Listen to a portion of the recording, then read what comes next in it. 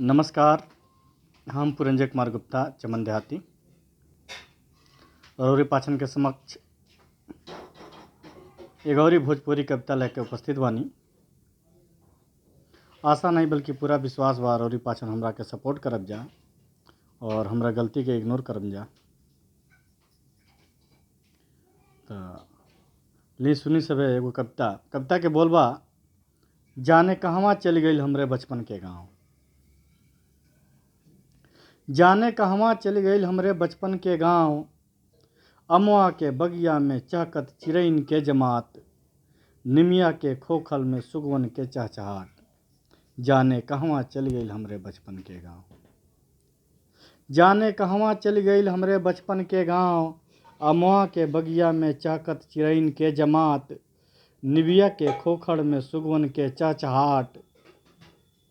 जाने कहवा चल गई हमरे बचपन के गाँव। पिपरा के पेड़वा तोरे खेलत खेल सुतुर मुतुर सुतहुर्रा।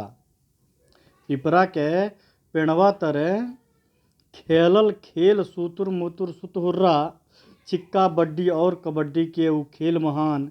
जाने कहवा चल गई हमरे बचपन के गाँव। चलते रहिया बड़का लोगवन के हमनी से कईल गईल ऊ सवाल, एक बकरी के चार टंगरी त चार बकरी के कितना टांग।